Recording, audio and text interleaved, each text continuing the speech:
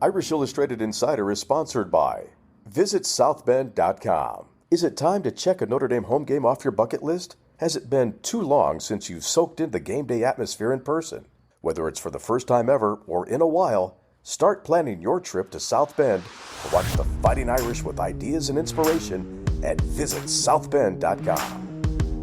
This is Irish Illustrated Insider. It's Monday, September 12th. I'm Tim Priester with Tim O'Malley from Irish Illustrated, joined by Pete Sampson of The Athletic. We are a couple days removed from Notre Dame's second loss of the season in as many games. Marshall came into Notre Dame Stadium, defeated the Irish 26-21, and reminded me a lot of Cincinnati from last year. Of course, Marshall didn't have the fanfare that Cincinnati did coming into Notre Dame Stadium, but it was a lot like it in that Marshall had talent that showed itself during the game. Notre Dame's talent didn't step forward. Marshall had a couple cornerbacks that could play press man, and they could load the box and stop the run in the process with the confidence that their corners could handle Notre Dame's wide receivers. So similar result, 26-21, Notre Dame's 0-2. And oh, by the way, Notre Dame lost their quarterback on Saturday. Tyler Buchner suffered what he did say AC sprain, right? He did use that term. High level though. High level AC sprain, which means surgery. Dr. Radigan, 4 months recovery, out for the season. Drew Pines is starting quarterback. Tim? Yeah, we talked about this briefly on Instant Analysis. The real killer, it's twofold for me, is one, Tyler Buchner needed to keep playing to grow as a player as the season progressed and going into next year. I think that's the long-term picture, the big picture. The other thing is, if Drew Pine had to be inserted before the Ohio State game, you'd think, all right, well, this is going to be a problem. They're going to lose to Ohio State. But they can lean on the offensive line, the running game, and Drew Pine's leadership and some smarts, and they could still salvage. They could still have a good year. Now that the offensive line cannot be led on. They cannot lean on the offensive line.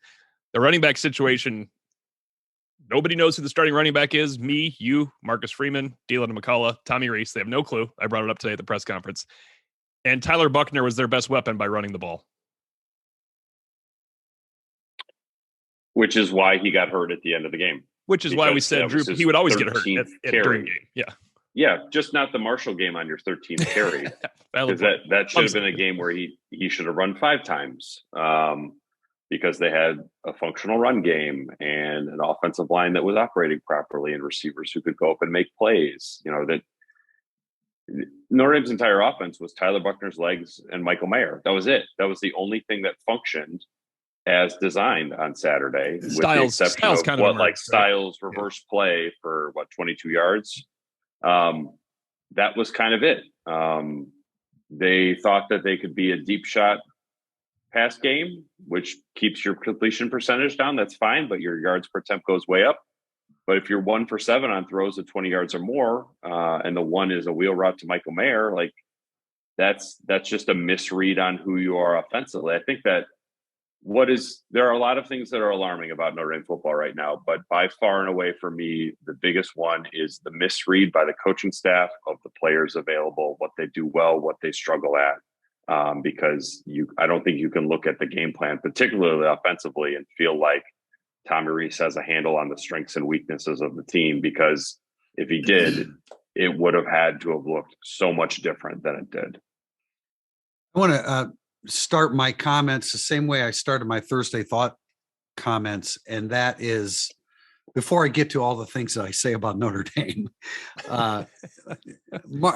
Marshall came in, and I mean, Charles Huff and his 2 coordinators, Trickett and Guidry, just did a fantastic job of knowing Notre Dame and taking them apart. And then their players executed it perfectly. I mentioned about the corners playing press man. And so you can put as many guys in the box as you want, stop the run, because Notre Dame's not going to beat you on the outside. And it reminded me of Cincinnati from last year. So Andre Sam, their safety, number 20, coming off the edge, they couldn't account for, Notre Dame didn't have enough hats in the box to account for him. And he had a great game. I love their corners. The best team won, the most prepared team won. And I've been pounding this narrative since the end of the game. I mean, in every aspect, in every important aspect of that game, Marshall was better than Notre Dame. And so that's why I asked a question that I didn't really want to ask Marcus Freeman after the game about his inexperience, but I don't know how you don't go there when you were beaten in every facet of the game. So it's pretty amazing that things turn as quickly as they do. As we always say, every 7 days is different, and it's a lot different than it was coming out of Ohio State, even though that was a loss. Notre Dame, at least like you felt like Notre Dame had something to build upon. Now their quarterback's hurt. The defense is not playing very good football when the game matters the most. This isn't about it's like, oh, well, you're mentioning the defense more than you're blaming the offense. We're not trying to weigh them on a scale here. Obviously, the offense is in a worse place starting the season than the defense was, but you felt like you could count on the defense, and the times that you haven't been able to count on the defense or when the game has been on the line. So, a lot to say bad about Notre Dame, but really, really impressed with Charles Huff and and just the demeanor that they came into Notre Dame Stadium with, and the confidence that they played, and the execution, and the knowledge that they were the better football team. I think Charles Huff did a good job of convincing and sharing with his players why they were the better football team. Just like I was going to say, like on the defense, Notre Dame ranks 102nd nationally in yards per carry allowed. Like that is what it is. Like the defense is not. They've done a few good things, but they're not playing consistent football, and clearly they've been gashed on the ground in the fourth quarter of back-to-back games, and that's significant. Well, gashed on the ground in the fourth quarter and not creating turnovers, which was another topic today at the press conference. Yep. If you don't create any turnovers and you're not stopping the run late in the game, and you are guaranteed to play close games, you can't get away from anyone right now. You're in good shape if you play close games the rest of the way if you're Notre Dame, because you cannot get away offensively from other teams. The margin of error is so small for the offense. When Jarrett Patterson has a false start on 3rd and 3, you think to yourself in the press box, there is no way they're getting this on 3rd and 8. And that's not really how it's supposed to be, right? You're not supposed to think this can't happen on a 3rd and 8 inside Notre Dame Stadium against Marshall. But that's exactly what it was. And that's a small margin for error to not be able to make small mistakes at the start of a season. Marcus Freeman talks about how young they are. If they're that inexperienced, they're going to be making more mistakes. You hate to see that happen to Patterson because he played well. He did, but that's the thing. Okay, he made one mistake, and all of a sudden it's catastrophic. No, but as far as the execution of blocks and recognizing where he needed to help, he may have been the only guy out there on the offensive line that recognized all those things. But I thought he played well. I thought Joe Alt did some good things in the run game. But man, we all know Harry Hiestan's a quality offensive line coach, but all we heard last year about Jeff Quinn was that, I said it too. We said it too, that, fundamentally they're not sound. How fundamentally sound does the offensive line look? They look like paralysis by analysis. Are they scared of Harry Hiestan's reaction to making a mistake? Because quite frankly, that's how they've played. They don't move their feet. And you're the only guy that got any consistent push was Patterson and Alt to some extent, not Fisher either. What I don't understand is, it's a inside zone, outside zone. They're run inside zone. And I understand the offensive linemen are supposed to peel off to the second level, but not at the expense of not blocking the guy that is providing imminent danger for your running back. You can't just brush by him and go to the second level. There is no second level if you don't pick him up. And it's just reflected in a consistent inability to run the football. Logan Diggs is not ready to play football. He Notre Dame had a sudden change on the 4th and 1. They took over at the 50.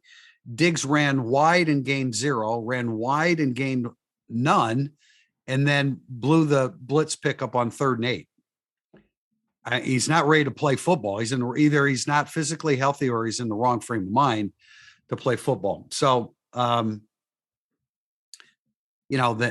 injury to Tyler Buchner now throws it into Drew Pine's lap. I have confidence in his confidence.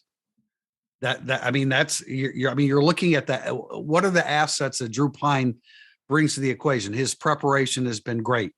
He's prepared like a starter. He provides great leadership to his teammates. I haven't said anything yet about, I haven't mentioned a physical trait yet. And Marcus Freeman had difficulty doing that as well, right, Tim? Yeah, and he actually eventually, when not coming up with a physical trait that he found for Drew Pine, he said his arm strength, what I don't think is actually a physical trait for Drew Pine that we can agree upon is not Drew Pine's strength in terms of his athletic ability and passing ability. I wouldn't say arm strength is it. You could say, well, he's accurate on this particular throw and he reads this out well. What surprised me about Pine, and this is unfair, is he looked gun shy, did not want to pull the trigger when he went in there. And I just thought it would be the opposite. I thought he was in a situation where, all right, you're in, go. Yeah, I mean, there's no time to think. And he definitely was afraid to pull the trigger on some of those. Now, maybe credit Marshall, they were covering people. Sometimes when you drop back, you don't want to pull the trigger because you don't trust your arm, and they're not, and they're covered. So I mean, I get that. I just thought Drew Pine would in that situation. I think I said it multiple times this summer. If you throw in Drew Pine in that situation, he'll do well in that situation. It's when people can game plan for him and the season gets longer that I think he'll run into trouble. And now the season's about to get much longer than I ever thought it was going to get in terms of Drew Pine starting or playing a major role. I agree with Freeman in the sense that like the offense doesn't need to make a massive amount of change from Tyler Buchner. They can still do RPO stuff. They can still do zone read stuff. They can still take shots down the field. That's okay. Like in some ways, I feel like Drew Pine is, you mentioned sort of, you didn't want him to be gun shy out there. I feel like he's too cavalier a lot of times. But he wasn't in this game. He was afraid to throw the ball at those first couple of dropbacks. Yeah, I just, it's be more accurate than Tyler Buchner. Yeah, I think so. Hold on. Not by a whole lot. No, he won't be by a whole lot. Not by a whole lot. How many times, including practice settings, going back to last year, how many times have we seen him have difficulty throwing the ball over that defender in between him and the receiver? So much. And half a dozen times at least. You're understating it. I think maybe like per practice that may have happened. And because it's just like the way that he's built. It's not like he's 5'10". That's how it is. Like he's 5'10". So I think that is one place where Reese really needs to move the offense is get Pine out of the pocket because throwing to the pocket doesn't make any sense. And I thought they were going to do more of that with Buchner. I mean, this is sort of one of the things that I try to chart during the season. And I think out of the pocket, I have, in terms of attempts out of the pocket, I have Buchner at 3 attempts through 2 games, in the pocket 47. So that going to have to get a lot more creative with that. I agree with that. And I, especially with Buchner, because then you have the run pass option outside the pocket, but that's what I thought would be a big part of it. They haven't done that. And what Pine needs now is some receivers that are going to win a physical battle with a corner. Well, we sure as hell didn't see that on Saturday because Jaden Thomas had an opportunity to use his 6'2", 215-pound frame. I'm talking about the pick six, and maybe the ball wasn't placed perfectly, but a big reason it wasn't placed perfectly was because in a hand fight with Gilmore threw him off balance. So he wasn't in a position to make a play, let alone do something to prevent Gilmore from making the pick. And Braden Lindsey has now had 10 passes thrown toward him with 2 completions, including an interception in which he did not use his body to shield Micah Abraham away from the football. So Pine's going to have to be extremely accurate. He's not that accurate to begin with. Does anybody want to doubt me on that? Anybody want to question? I read somewhere else that he was really good in the scrimmage. Really? Was it all the other websites said that he was? Yeah. Oh, okay. So, I mean, that makes it very difficult moving forward. A question for you guys. If Tyler Buchner hits the easiest deep ball opportunity we've seen in a couple of years, what do you think happens in that game at the end of the half? Well, no, but that's a game. Yeah, that's a big one. That's huge. I mean, that's so demoralizing, deflating to Marshall at that time. And here's the problem with that. Here's the problem with that. The way Notre Dame and Marshall should match up, that missed opportunity should have been, they missed knocking them out in the first half and making it 26-7, as opposed to, thank God they pulled ahead to end this half. That's going to be huge momentum change, because it is so important they hit those. That's the offense is they have the margin for error is so slim. You're absolutely right. I do want to give Marcus Freeman credit for Notre Dame was up 15-12 and they had a 4th and 1 at, I want to say like the 45 of Marshall, and he went for it and they converted it, because if you can go down and score, they get a 22-12 lead at that point. So he went for it, even though the repercussions of not converting that would have been significant and he would have been ripped to shreds, if they hadn't converted and then Marshall goes down and scores. But he has been aggressive in those situations, but the offense couldn't capitalize upon that. So anyway, we have plenty of other things to complain about in segment 2. and we will do that. And this segment of Irish Illustrated Insider has been brought to you by Circa Resort and Casino in Las Vegas. Located on Fremont Street in historic downtown Las Vegas, Circa is the home of the world's largest sports book, where you can watch up to 19 games at one time. Want to be outside? That's no problem. There's no better place to take in all of college football and NFL action than Stadium Swim. 6 pools on 3 levels and a 40-foot tall high def screen to watch all the action. Irish fans, when you come to town for the Notre Dame BYU game, Circa is the place for you. For reservations and more information, go to circalasvegas.com. Segment 2 coming up, burning up the boards. Here's another Irish tale from Do Dublin at dodublin.ie. In 1916, Irish rebel forces have taken up position on the north side of Dublin's St. Stephen's Green Park. They exchange fire with the British to the south. Suddenly, a man enters the park with a brown bag above his head. Both sides cease fire. The park's groundskeeper has come to feed the ducks. For the next 6 days, there is a daily ceasefire so the ducks can be fed. Learn more when you do Dublin with Do Dublin Tours. Burning Up the Boards is brought to you by Game Day Your Way. Notre Dame football fans, make your trip to South Bend easy this fall with the help of Game Day Your Way. Services include tailgates, transportation, tickets, and more, making Game Day your one-stop shop for Notre Dame football weekend. Learn more at GameDayYourWay.com and use promo code IrishPod22 to save 10% on your tailgate package. First question of segment 2, Burning Up the Boards, from Jim Booney, CRS. How many personnel changes in the starting lineup do you think we'll see? Not a lot, I don't think. I mean, maybe Chris Tyree becomes the starter at running back. I thought that, certainly based upon what Marcus Freeman said, it didn't sound like there were going to be changes on the offensive line. I don't, it could be pretty seamless if you wanted to put Patterson back at center and Kristofik at left guard. And then you have the lineup that, you kind of envisioned, beginning last year. I know Fisher was hurt, what have you, but I'm not sure that that's going to happen. Defensively, I wrote about this in Tail to Tape. I mean, that the solution, making changes, you can't just make changes for the sake of making changes. It has to be something that you think could be an upgrade based upon what you're seeing happening in practice or in a game. I don't think that's going to be the response to this situation. Do you think they take a look at things like Patterson going to center with Kristofik at guard, or Michael Carmody having a couple weeks and a bye week at a guard position to see if he could lend some athleticism to the situation? Yeah, no, I think that'd be, there's no doubt he'd bring athleticism. And the word on him last year was that he's, kind of ahead of the game strength wise. So, I think that's a good suggestion. It certainly, obviously you get the feeling that Harry Hiestan's not real high on Kristofik. So that's not a move then that they automatically look to, but God bless him. But Zeke Correll is just not making any, there's just no push whatsoever. And when you watch some of these plays in slow motion, the ball is snapped, there's a slight move forward, and then there's a pushback.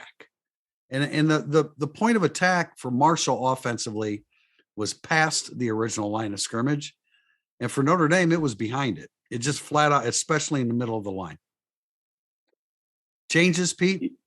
I don't think there's a lot. I think that I was sort of tried to ask Marcus about this today, and you sort of asked us to Marcus about this. I think the changes are more about playing fewer guys than playing different guys. I think that the rotation on defense, especially at the end of the game where you have Vitello in and Ramon Henderson in, and Alexander Ahrensberger in, Jaden Mickey was in on the 42-yard run. Like, at the end of the game, your top guys have to be on the field the whole time.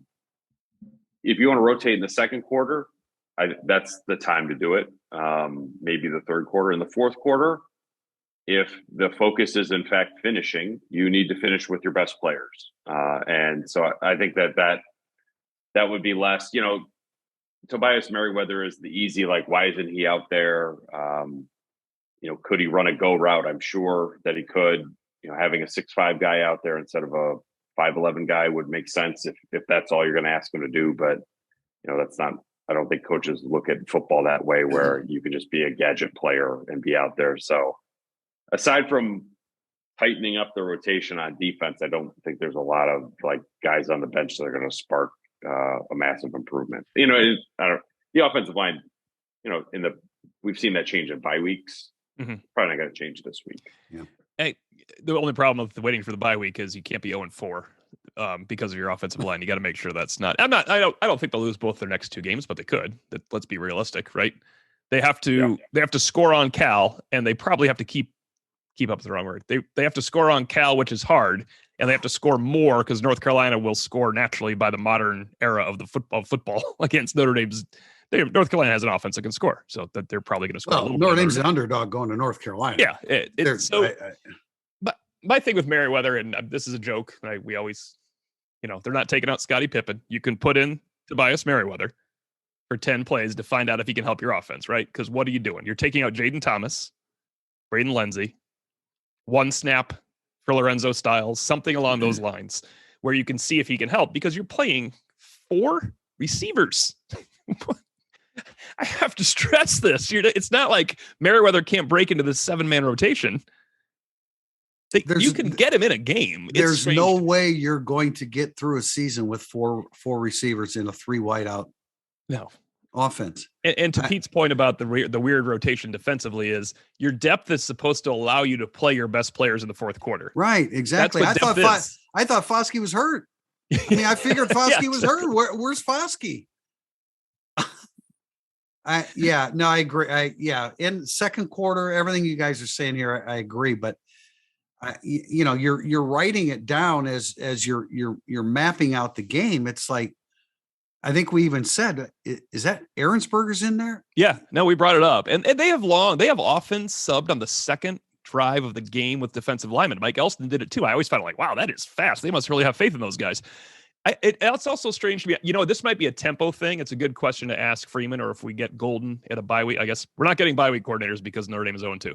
But I would like to know if they sub in that rally form where a whole unit comes in, like the hockey line change, because they're facing tempo. Like, it would be nice maybe to not bring Adamiola, Cross, Mills, and Foskey off at the same time.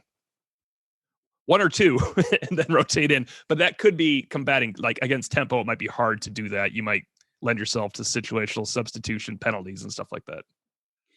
Question from GTR: who should Notre Dame start at quarterback with or without injury? So I guess the point here is that Buchner's not hurt. Should they have continued to start Buchner? Yes. Am I reading that? 100%. Yeah. There's 100%. Absolutely. Next question. Factor 37. When Al Golden was hired, the thought was that he was an experienced coach who could help Coach Freeman and be a sounding board and wise counsel. Is there anyone filling that role on offense with Tommy Rees? Yeah, last year they had Brian Kelly last year. Yeah. Right.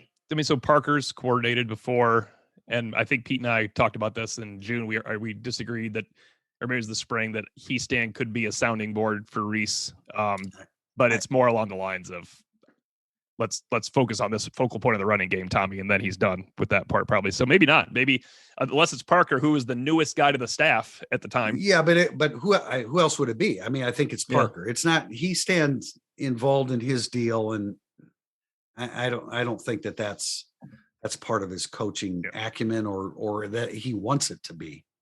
No, I remember when he was hired the first time, one of Brian Kelly's big compliments of Heastand was like, we're hiring an offensive line coach who just wants to be an offensive line coach. He's not trying to be a co-coordinator in any way. And I think that still holds true. But yeah, you miss John McNulty in this moment. I hate this.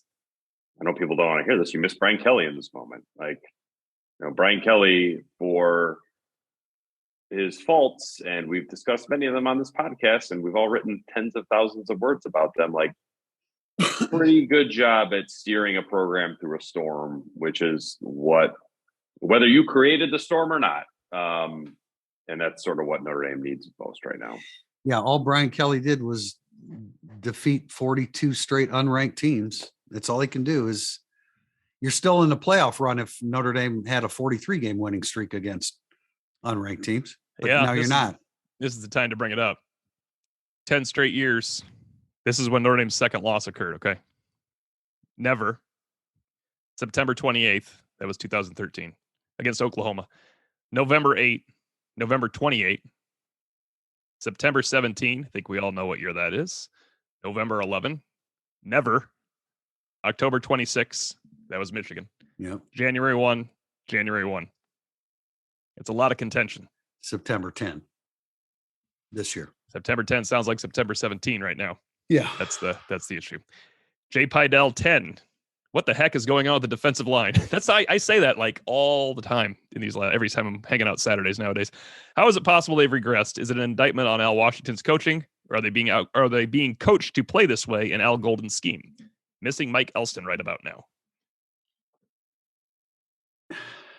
I'm not sure what the answer is. Yeah, I don't think we have an answer for Yeah, you. I mean, they're used to being coached by Mike Elston. Al Washington, a little bit of a different approach. Is this a Al Golden thing? I don't know that I have the answer. Is it a lack of focus? Were there too many other things going on with the program as the season approached? I have no idea why the defense wouldn't be playing well. I know people point to Cross and Lacey being 280-pound nose tackles with Chris Smith not being there. I would agree with that. And I think Rubio played on the goal line, and I think they should that might be a guy that you try to add in the middle of the field because he's 6'5" and a quarter, 295. Yeah. I do get, though, their point that Al Washington's point that it was going to be okay with those two because if you recall, the games they missed Kurt Hinish last year were Wisconsin and Cincinnati, and Cross and Lacey were outstanding against Wisconsin. They totally stifled a run-only offense. You should have been able to stifle Marshall's run-only offense with veteran Cross and veteran Lacey and all these guys. I am shocked that they were able to run the ball that well in Notre Dame. I got Kalen Labor. When you watch the replay there, don't you feel like you're like, why are Notre Dame defensive linemen getting plowed down the field? Right. Like that happens too often where you're just watching a guy get moved one-on-one. So yeah, I don't know. I can't speak to the technique on this one. I don't know if the defensive line sort of thought it was better than it was. It's baffling to me. Well, I think you guys kind of felt the same way. I thought the biggest mismatch in this game was Notre Dame's defensive line against Marshall's offensive line, and that was not the case. I might as well go ahead and throw in this question near the end, which is from Irish John M. Were the losses of Kurt Hinish and Myron Tagovailoa most more important than we realize? The defense is getting gashed up the middle without those two. Now, MTA was on the outside last year, but Kurt Hinish was a constant for Notre Dame in the middle of their defensive line. And with the exception of, it must have been 2019 when there were some periods where they were getting pushed off the ball in the middle of the line. Well, I can remember Michigan was a big one. Right. I remember lamenting that season, but with the exception of that didn't happen when Kurt Hinish was in a Notre Dame uniform. No, and as I kind of pointed out, it didn't happen when he was out of a Notre Dame uniform last year either. I know it was only 2 games, but this is only 2 games. Like they destroyed Wisconsin's running game with Howard Cross and Jacob Lacey inside, and they limited. What did Cincinnati have? 80 rushing yards. Lacey was tremendous that day. I get it if you're saying they're going against the best offensive line of the country and they're a little undersized and Georgia's manhandling them. Well, then yeah. I would have considered Alabama maybe manhandling Lacey and Cross, but this is not what's happening. And even Ohio State is, we thought, even though Ohio State has a lot of talent, Notre Dame would win the day up front against Ohio State. You don't win the day if you lose the fourth quarter, even though they played well prior to that. It's strange to me, and I don't have a great answer. Can you imagine? That was our mindset 9 days ago. At this moment, 9 days ago. They did well for 3 quarters. Yeah, no, you're right. You're right, but that's it's the one position. Like I know Marcus Freeman has talked about. They're young in some spots. They're not young on the defensive line or at linebacker or in the incredibly veteran group. And that has not shown itself nearly as much as we thought it would. And I mean, Riley Mills received a good number of reps on the inside against Marshall. And which I wonder, was that Chris Smith being hurt?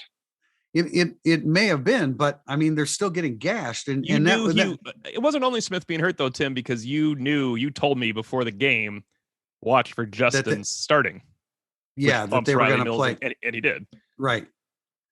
So that was a plan, part of the plan. But for the first time, I felt like the more reps that Justin Adamalola got, the less return they were getting.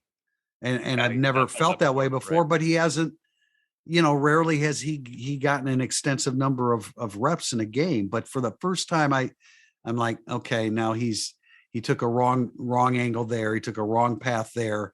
He lost contain on the edge. I like the idea of bumping Mills inside and using Justin Adamalola, and Isaiah Foskey at end, but you're thin at end, really. I mean, how many guys do you want to run out there that you have a whole lot of confidence in? So even that situation's not heading in the right direction. Thunder 2002. Do you believe Tyler Buchner will be the starting quarterback for Notre Dame next season? Do you believe Tommy Rees will be Notre Dame's offensive coordinator next year? Not whether he should or should not be, but will he be? Oh, O'Malley, I defer to you on this question. I believe they both will be in their positions of starting quarterback and OC next year. Man, the Tyler Buchner, he's back in January, guys. Is this a CJ Carr reclassification, or is it more along the lines of they better go get the next Jack Cohn? It could be that. It could be Angeli gets in the game and establishes himself over the last month of the season. I don't know. I would say Buchner was going to improve this year and make strides as a player. It's bad that he's not playing. Yeah. Things are true, I guess. I mean, it really obviously hurts his progress moving forward. And, I don't know. I mean, if this season continues to go in the direction it is and the offense can't shake its way out of this, I'm not saying that Notre Dame makes a move, but maybe Tommy Rees makes a move. I don't know. I mean, maybe an opportunity in NFL will probably always be there for him.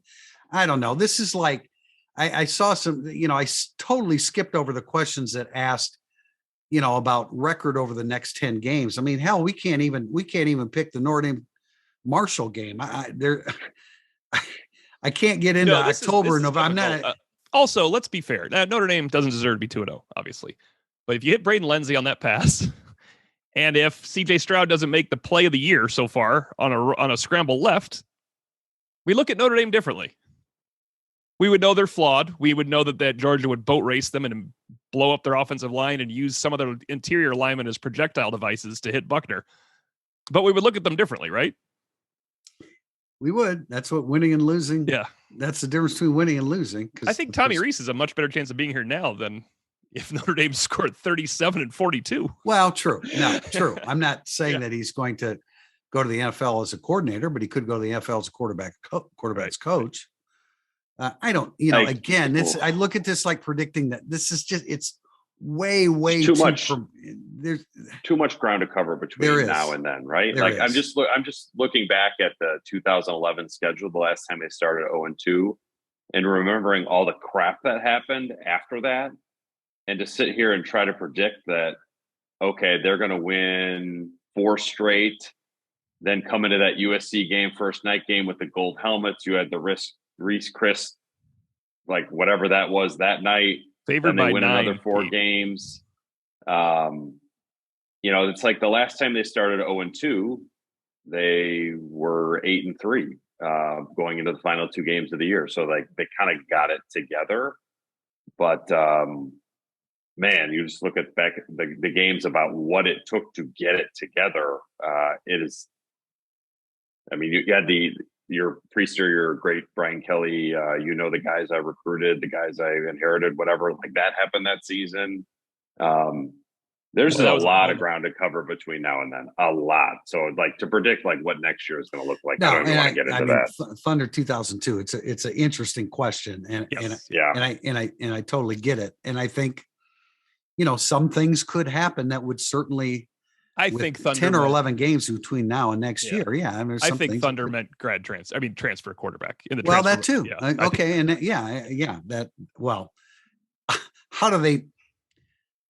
It depends on how good he is. If he's really good, it doesn't matter how you affect Tyler Buchner's feelings. If CJ Carr doesn't move up to class of 2023, and they don't sign a guy in the class of 2023, they have to get a grad transfer quarterback or transfer. Year. They don't even need a grad transfer. Transfer. Yeah. I say grad transfer out of habit, but now transfer can be done as well. Question from Irish Mike. Given the devastating pattern you laid out in your point after regarding Reese's mismanagement of recruiting and quarterback development, is it time to make a mid-season change a la Brian Van Gorder in 2016? No, not even close. That would be a big mistake. Far away from that. It would also be incredibly counterproductive to do it, I think. I mean, the BVG situation and Tommy, that would be a big mistake. First of all, the two situations are completely different because of the people, because of who they are and what they mean to the program and what Tommy Rees means to the players, the quarterbacks, the offense. You cannot that could never be considered by Marcus Freeman. Regardless what you think about Tommy Rees, I get it. I understand the sentiment and the momentum that's working against him out there among Notre Dame fans, but you can't do that. They won't do that. No, I mean, do you even think? I don't think a school would do that. Well, Notre Dame just did that at Ohio State. Notre Dame just did it 6 years ago with a coordinator. That's the whole Ohio point State of the question. Did it last year with someone that they liked, that they respected as much as Rees going into the season. Yeah, I mean, I feel like Kerry Coombs was pretty well respected around Ohio State. Regardless, there's no way in hell this is happening. Yeah, it's just not right for the situation. Again, I understand. I guess we should explain why there's no way. Well, Pete, like you just pointed out, they respected Kerry Coombs. They did it. Why is there no way in hell this one's happening then? Because Tommy, we explain it why. I thought I just did. I mean, Tommy Rees, the personality and what he means to the quarterback's room, what he means to the offense, what he means to the program. Yeah, the perception on the outside is way, way different on the inside. So it would be counterproductive to do it. It would be very counterproductive. It's bad enough as State situation. It's bad enough as the situation is. That would make it. That would make it worse. It's a fair question and understandable considering they did it 6 years ago with a coordinator. But the two people and the personalities and situations very, very different. I don't know how you pronounce that. There we go. Yeah, I think it's F16 in terms of Fighting Irish. F16 Irish football. Why is Chris Tyree not the starter, and why does he barely touch the ball? I asked this question at the press conference today. He's Notre Dame's best player on offense besides Mayer. 3 carries. You answer first. He's not Notre Dame's best player besides Mayer. No, but 3 carries and 2 Renzo targets. Styles is, but he's a better player than Diggs is right now, and he's a better player than Estime is right now. and he's not getting. It's also he's a better player than Diggs. I don't know that he's going. Is he going to be more productive between the tackles than Estime? Does he have to get it between the tackles? No, he doesn't. They average about 2.4 yards a carry between the tackles and 8 yards per carry on the outside. So I got to get the ball to Chris Tyree. Point taken. Yeah, go. Why don't Tim? You answer because you asked the question. I get that. I think the 3 running backs all have a place still. I'm not saying Chris Tyree, and I preface this to Marcus Freeman. He's not 22 carries. He'll be dead quicker than Tyler Buchner was dead. But it is amazing that he has 7 carries, 9 carries in the season, and 2 targets. That's incredible. And you've lost twice. It's not like you're killing people and he's resting. The other 2 running backs have combined for 30 carries, I believe. Well, Logan Diggs do the rush efficiency. Logan Diggs was 0 for 7. Yeah, he was Marshall, which is like really that's shocking.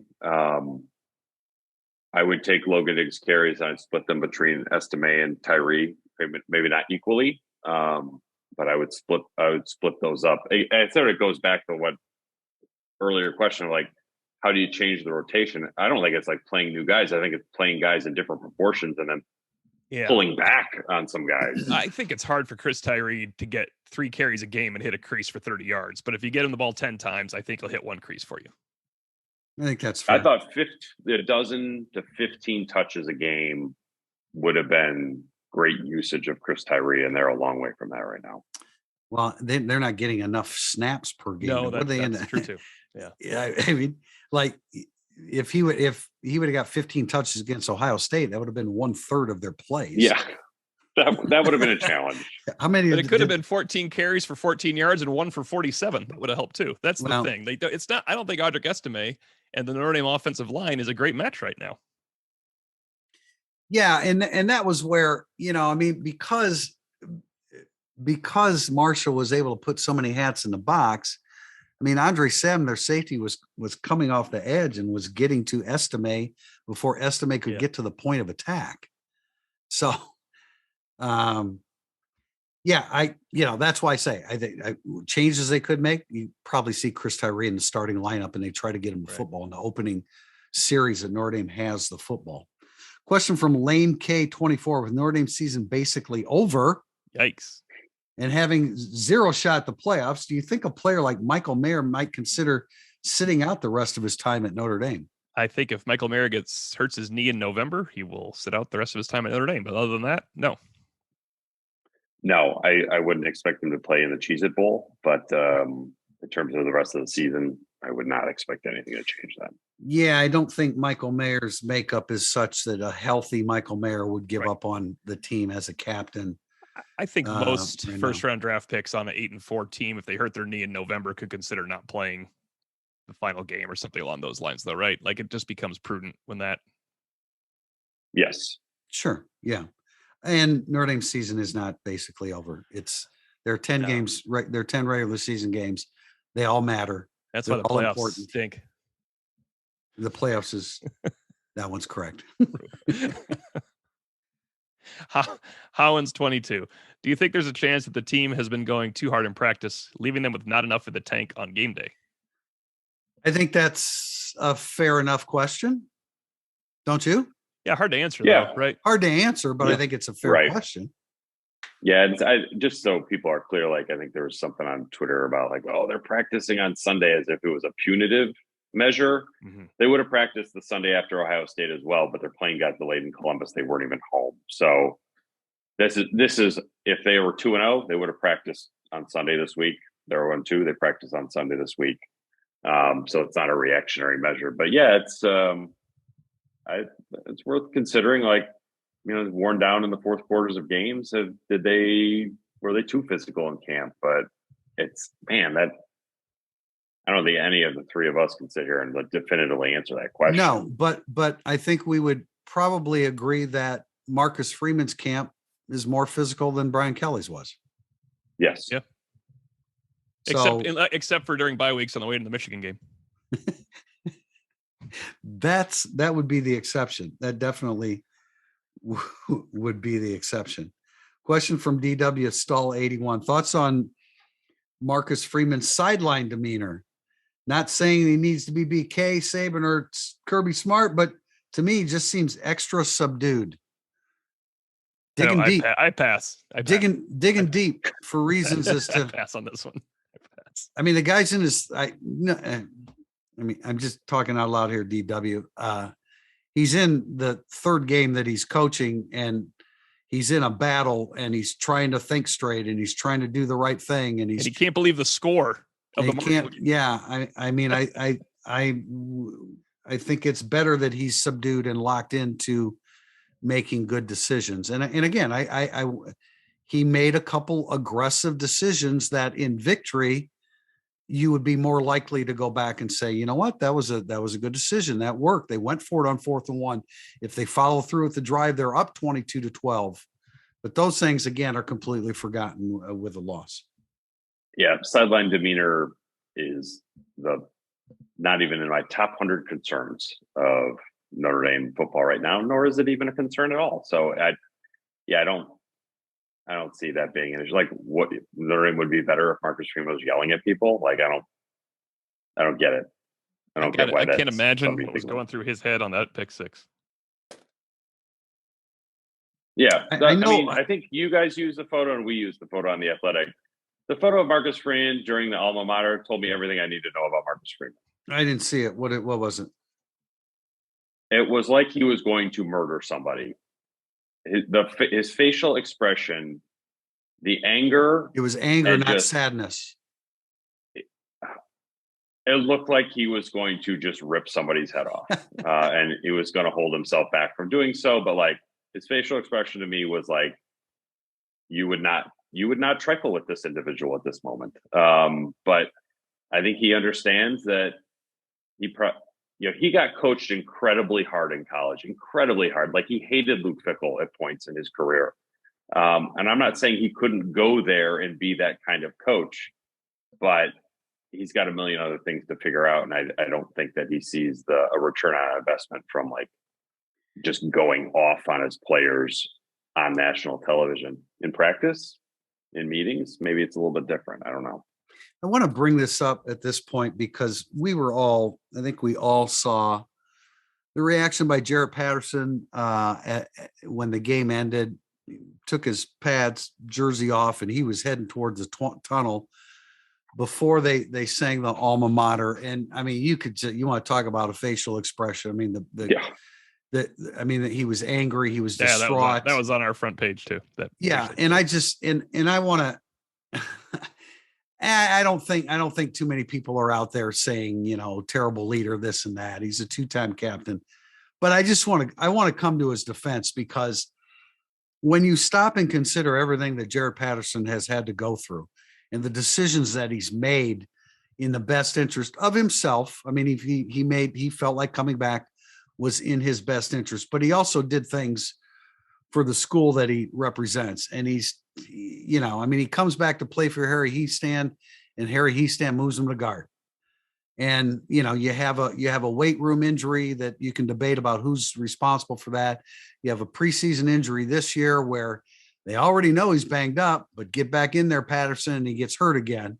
And then he can't play against Ohio State and probably shouldn't be playing against Marshall, but he does. And he's lined up next to a guy playing his position poorly. I mean, how are you supposed to feel if you've gone through everything that Jarrett Patterson has gone through? I respect Jarrett Patterson as a player, as a person, as a leader. And if there's any negativity about how he reacted to that, I don't think that's particularly fair, because the kid's gone through a hell of a lot. Can I point out the irony of back-to-back questions, wondering if Marcus Freeman should be more angry and screaming, and if Jarrett Patterson should not be so angry before the alma mater happens? Yes.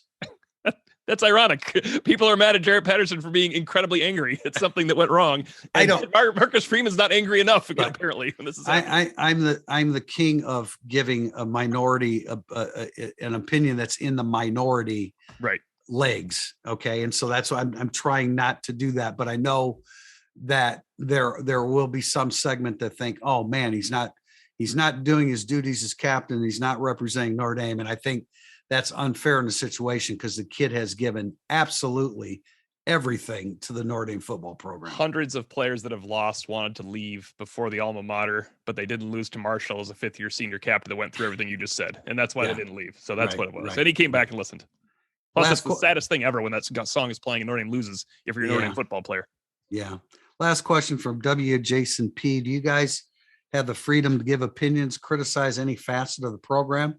It sure doesn't seem that way from the outside looking in. Pete? I mean, yeah. Didn't we go over this before? I mean, we've talked about this before. Like, our responsibility is to give people an honest opinion of what we think is happening, write about it, talk about it. Our responsibility is not to move the Notre Dame football program.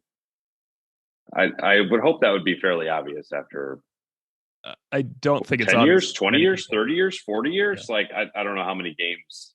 This is my 22nd season, and I think it was like my 135th home game. Like, do we seem like we're holding back in this podcast? Have we held back? Are we holding back on criticism of? It is probably a minority opinion, but it's a vocal minority, and people think that the Notre Dame beat, and we would be included, do not speak against Notre Dame like Brian Kelly, Jack Swarbrick, Marcus Freeman now, because there'll be repercussions. I want to let everybody know there are no repercussions for doing something like that. Notre Dame doesn't take away your credentials or ban you for doing those things. You would have to do something. I would say there was repercussions before. I mean, but did you miss covering a game or a practice though? I mean, like. No, because it was in the off season. Yeah, I don't think you would have been stopped from covering a Notre Dame football press conference during the season for the Tyson Ford story. No, it's been a long, that was I remember the South Bend Tribune ran into that with Charlie Weiss, but that was a long time ago. Yeah, I can go. I guess my point is no one's afraid to speak out about it. We just might not agree with you that everyone should be fired all the time. Right. In the same way, but on the opposite side of the coin of we thought Notre Dame was going to be good, but I think I took a lot of criticism, and you guys have too.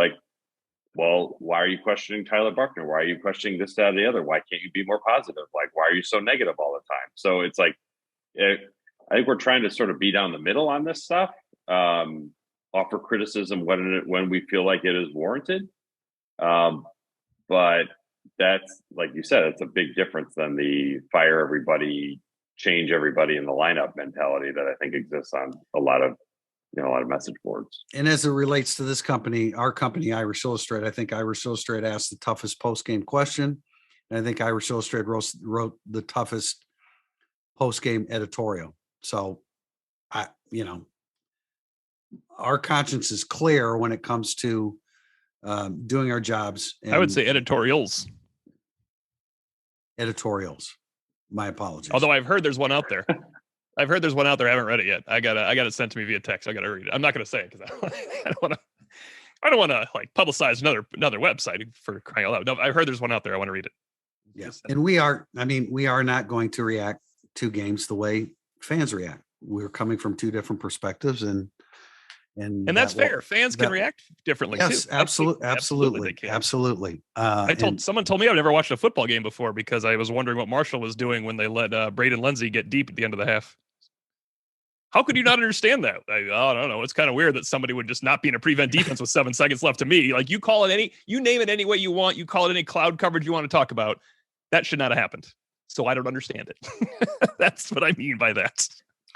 All right, we'll be back on Thursday to preview Notre Dame versus Cal. We didn't mention a whole lot about Cal other than Drew Pye making his first start against a quality defense, a head coach in Justin Wilcox who is accustomed to playing quality defense. So that'll be a particular challenge for Notre Dame's offense, which is everything looks like it's going to be a challenge for Notre Dame's offense here during the 2022 season.